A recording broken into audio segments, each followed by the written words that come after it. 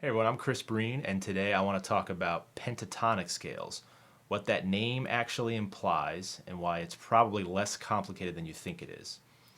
So we should first talk about scales in general. We're looking at, in the Western system of music, 12 notes at our disposal that we can use to create melodies and chords and guitar riffs and all that cool stuff. Now, 12 notes we can play all in a row consecutively, and that might sound cool in certain situations, but eventually it's gonna lose its impact because there's too much information there. So, and that's actually a scale in and of itself. It's called the chromatic scale, when you play all 12 notes consecutively. But if we're using the analogy of maybe a sculptor sculpting from a block of marble, this chromatic scale is like just the block of marble. It's kind of formless, and after a while it's just not that interesting to look at, or in this case not that interesting to listen to. So we have to carve this block of marble into a more specific shape. What we do is we take the 12 notes and bring it down to 7 notes. The two combinations that are most popular in mainstream music is a major scale and a minor scale. They're both 7-note combinations, and they're comprised of little jumps between notes, either a whole step, which is a 2-fret jump, or a half step, which is a 1-fret jump. So let's look at an A major scale first. I'm going to play it all on one string so you can see the whole step and half step relationship.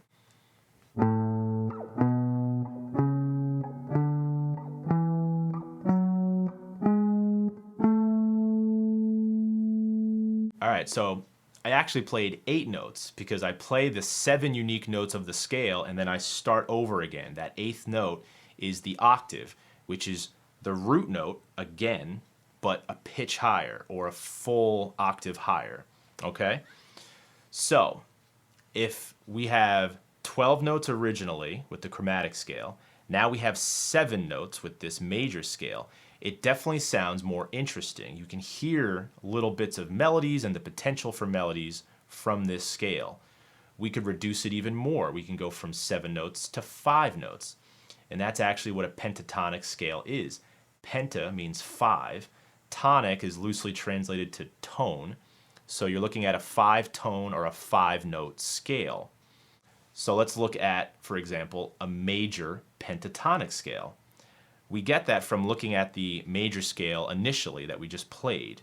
That's our template. Now we have to figure out which 2 notes we're going to take out to go from 7 to 5.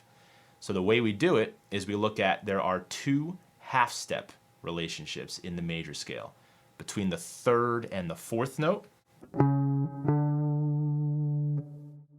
and between the 7th note and the root or the octave.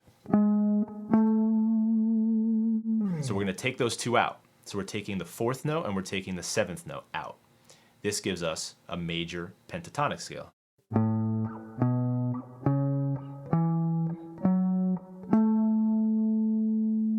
This is what it looks like across multiple strings.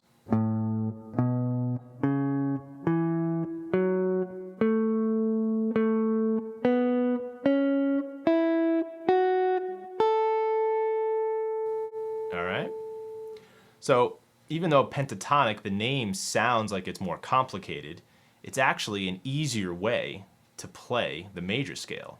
Less notes, less finger positioning you have to memorize. So you can make an argument that it's even better to start with pentatonic scales, get used to those, and then go to the full 7-note scales.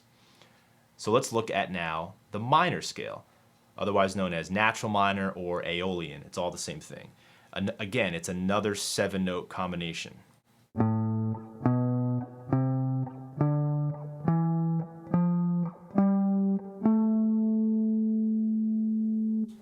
So you might notice, again, with the minor scale, there are 2 half-step relationships in that pattern, between the 2nd note and the 3rd note,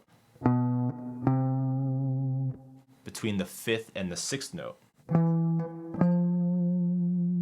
So like we did with the major scale, we're taking out those relationships.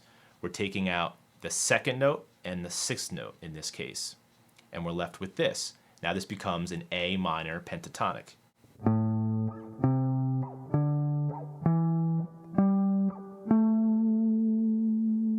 Here it is across multiple strings.